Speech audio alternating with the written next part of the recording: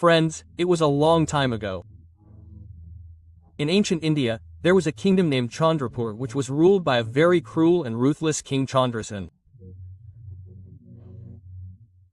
The king would marry a new girl every day and hang his newly married wife the very next day.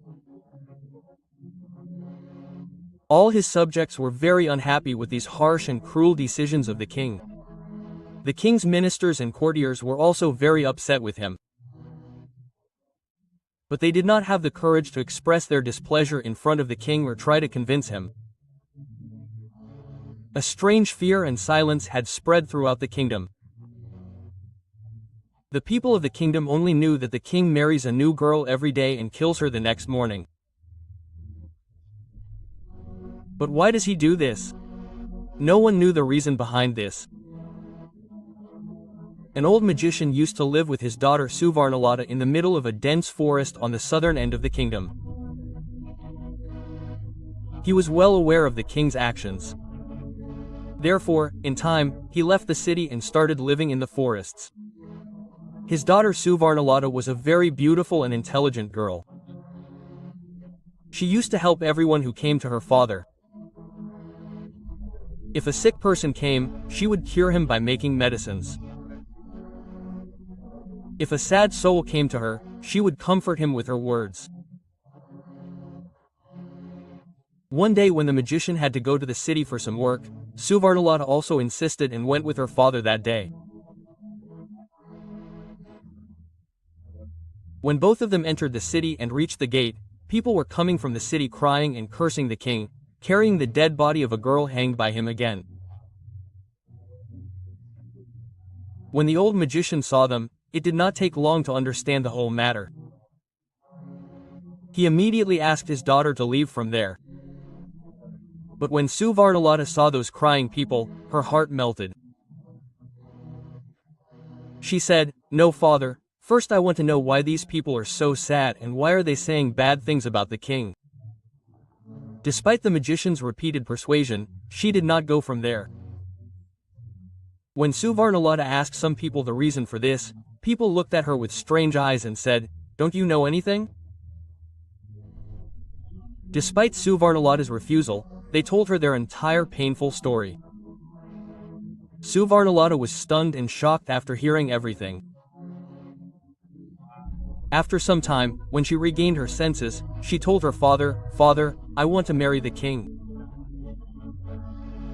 The magician was stunned to hear this from his daughter. He was completely shocked and said, "Daughter, have you gone mad to say such things? Didn't you just hear that the king got his wife killed the very next day?" Suvarnalata said, "Father, I know very well what I am saying. You just allow me to go to the king. If I can change a ruthless person with the power of my intelligence and truth, then this will be the biggest achievement of my life. Otherwise, everyone has to die one day and someone's death is not in the hands of the king, but in the hands of the Almighty." After a lot of talk, the magician had to bow down to his daughter's insistence even though he didn't want to. With a heavy heart, he allowed his daughter to go to the king.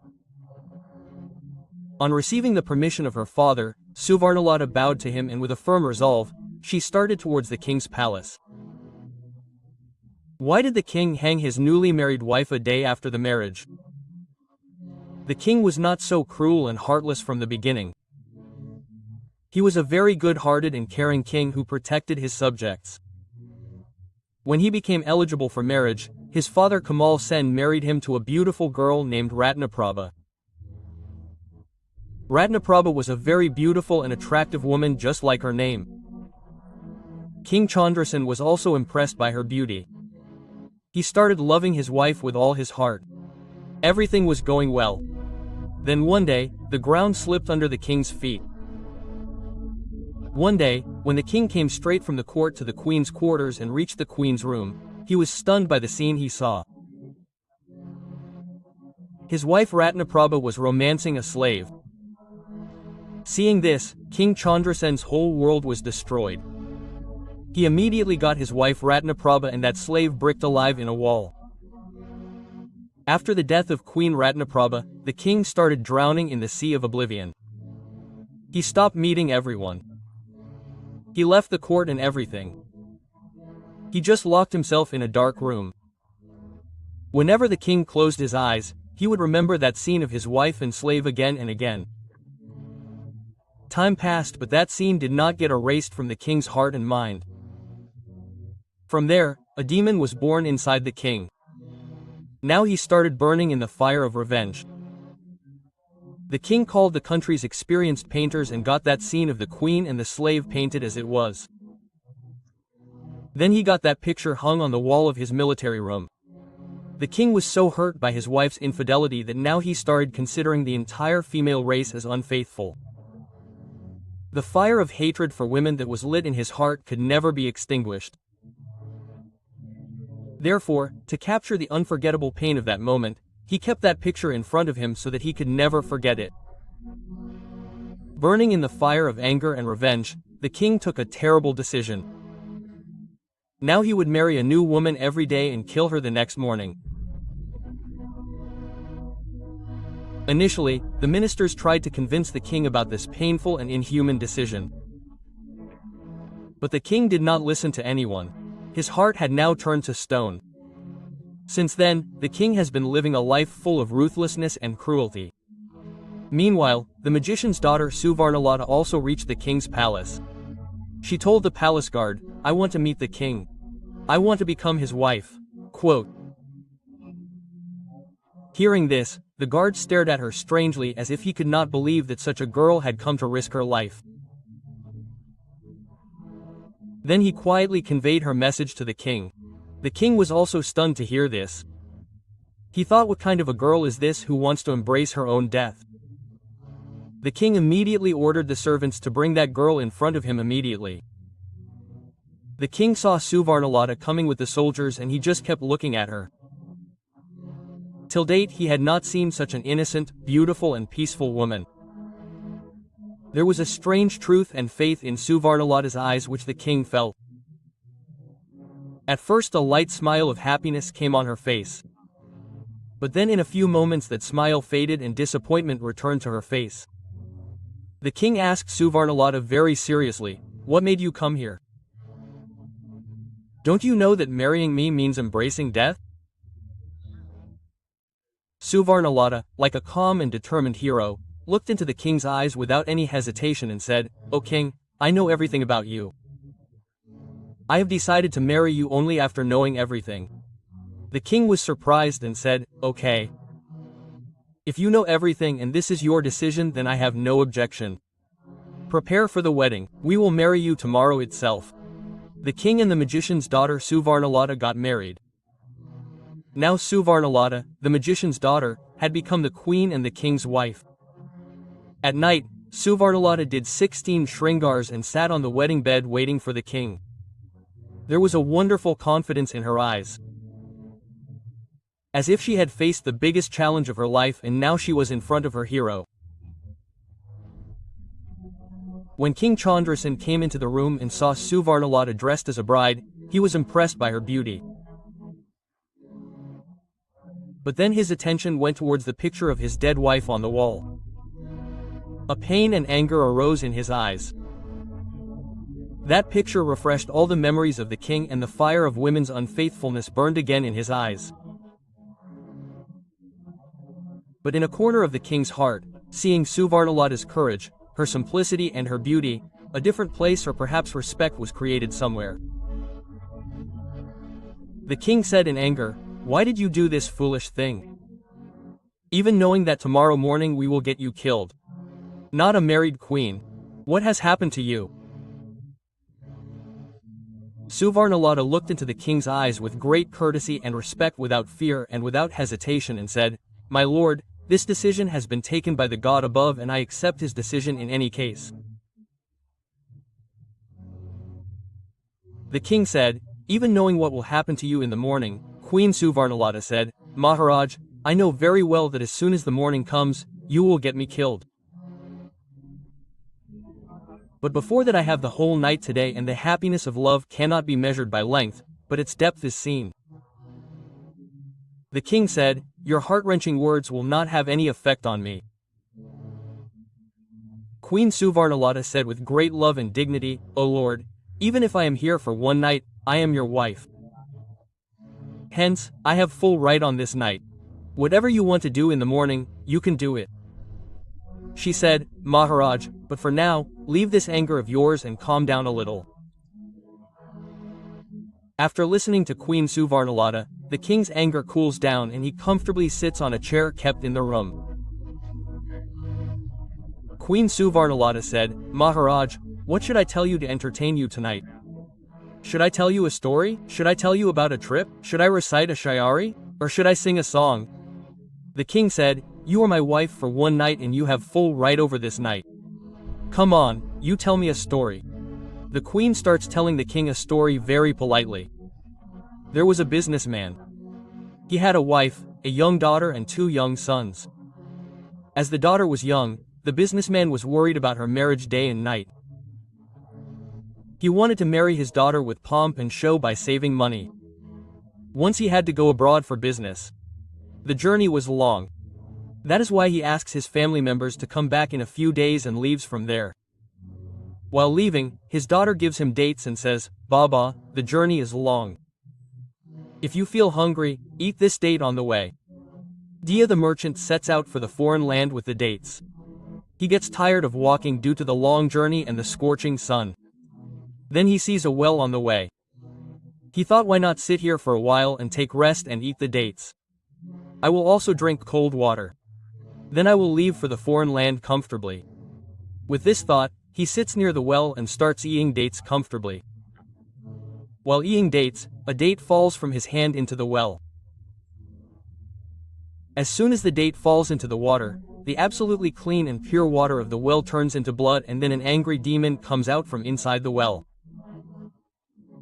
The demon's eyes were red and he had a sharp sword in his hands. Seeing all this, the merchant is stunned. He starts trembling with fear. The demon angrily tells the merchant, I will not leave you. I will cut you into pieces with my sword. The merchant was already scared. Hearing this, he starts trembling with fear and says, O demon, what harm have I done to you? Why do you want to kill me? The demon says, O human, the date you threw in the well got stuck in the throat of my innocent child, which caused his death. The merchant said, Sorry demon, I could not see your son anywhere and that date fell in the well by mistake. The demon said in anger, We demons are not visible to you humans. You should have taken precautions while eating dates. But your death is certain. Whether a crime is committed out of ignorance or intentionally, it is a crime. Now I will take revenge for my son's death by tearing you into pieces. Blood for blood is justice. Finally, the poor merchant was helpless and said, O demon, if your revenge will be completed by killing me, then I accept it. But I have a condition. The demon said, What condition? The merchant said with a heavy heart, I still have a lot of responsibilities. I have taken loans from people. I have to pay off that loan and marry my young daughter. Once this let me complete my responsibility, then I will come to you myself. Then you can take your revenge. Hearing this, the demon gets into deep thought. While telling this story, it becomes morning and the queen stops telling the tale. The king said, Why have you become silent? Tell me whether the demon killed the merchant or gave him some time as told. The queen said, Maharaj, the night is over, so the matter is over. Now it is morning and it is time for me to die. The king said, But at least tell me whether the demon killed him or left him. The queen said, King, the story is very long. Time is needed to tell the whole story and now the time is over. Hearing this, the king gets into deep thought. After thinking for a while, the king now tells his newly married queen, Don't worry, we will stop the time. We give you one more day of life. Now you tell the story. Then the queen says, No, my king. Stories are told at night. It is morning time. You do your royal work, the rest of the story is over, I will tell it at night only. Hearing this, the king thinks, How many girls came to me and were killed? The fear of death was clearly visible on everyone's face. But there is no fear on her face. Anyway, I found her story very interesting. That is why I spared her life only for today. Tomorrow she will also face the same fate. The king leaves from there and gets busy in his royal work for the whole day. Here the queen prays to the Almighty with folded hands. O Lord, give wisdom to my husband. Forgive his sinful acts and show him the right path. Lord, it is evening time. The king comes to the room impatiently and says, Queen, now start telling the story quickly. Seeing the king's impatience, the queen says, Have some patience, Maharaj, I will serve food for you. First eat food, then I will start telling the rest of the story. Saying, the queen serves food to the king. The king said, This is the work of servants. Why are you doing this? The queen says very lovingly, No, my lord. It is the duty of a wife to take care of her husband. The king said, You don't have to spend your whole life with me in any way. After tonight, this work will be done by the servants. The queen said, Lord, even if it is just tonight, I got a chance to serve you, I will be able to die peacefully. I served my husband as much time as I got. Hearing this, the king's heart felt very relaxed, but then he remembered his wife's infidelity. The king said angrily, Don't talk nonsense to me and start telling the story quickly. Hearing the king's words, the queen starts telling the story. After listening to the merchant, after thinking for a while, the demon said, If I give you some time, what is the guarantee that you will come back? The merchant said, O demon king, I swear by the Almighty and swear by God that I will come here again after completing my work and hand myself over to you. Believe me. The demon said, Okay. I give you 40 days' time. The merchant thanks the demon and heads towards his home. After a few days of travel, he reaches his home. Seeing the merchant home, his wife and children become happy. His wife says, Swami, you must be tired. Wash your hands and face. Then I will serve food for you. I don't know why my heart is very nervous this time. Thank God. You have come home safely. Hearing these words from his wife, the merchant's heart aches with pain. He thought, what will happen to my wife and children when I leave forever? The merchant had written the remaining days of his life on a piece of paper. Slowly, time was passing. The remaining days of the merchant's life were passing slowly. He found a suitable match for his daughter and got her married and sent her off. Along with happiness, the merchant was also sad from within because today was his last night. Tomorrow was his last day. Tomorrow that demon would tear him into pieces. The merchant was thinking all this while lying in bed. Sleep was falling from his eyes. She was miles away from him. He was constantly worried about what would happen to his wife and children after his death. With a sad heart, the businessman sits up and starts crying. Hearing his crying, his wife also wakes up. Seeing the businessman crying like this, she gets scared and asks him, What happened, Swami? Why are you crying? The businessman tries to avoid the topic at first. But when his wife asks him more insistently, he breaks down and tells the whole story to his wife while crying. Hearing the whole story, the businessman's wife's heart comes to her mouth. She gets upset and says, Swami, I will go to that demon in your place. Whatever happens to me, even if that demon takes my life, I will not let anything happen to you. In the middle of the story, he speaks. Wow, what a woman. Such women also exist in the world. Even angels would not give up their lives at the doorstep of such a noble and loyal wife. Bow your head. The king said, the queen said, You are absolutely right, Maharaj. There are some bad women because of whom fingers are pointed at all women, but everyone is considered the same. Hearing this, the king gets into thinking. The queen then starts telling the rest of the story. The merchant explains to his wife, Don't talk about me. Beloveds are dead. If something happens to you, shame on me. How could I even tell you that you will go to that demon in my place? I have made a mistake and I will have to bear the punishment for this mistake. You take care of my children. Don't let them miss me ever. The merchant explains a lot to his wife. In this way, the night passes and it becomes morning. With a heavy heart, The merchant hugs his small child and wife, bids them farewell and leaves from there. After covering a long distance, he reaches the same place where he had met that demon. The merchant calls out to the demon. "Demon King, I have come to you.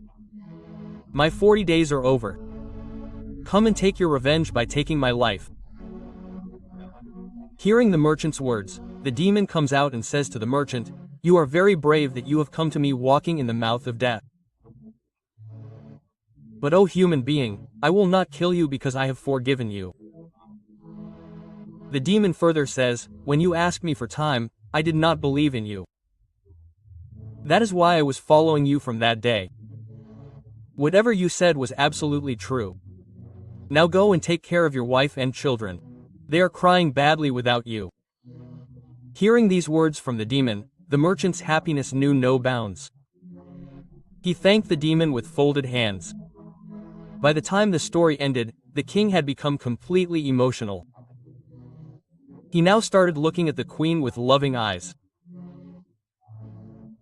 The queen said, "O Maharaj, all women are not the same at all, and until you do not remove that picture from your room, your pain will never reduce and you will consider every woman to be of bad character."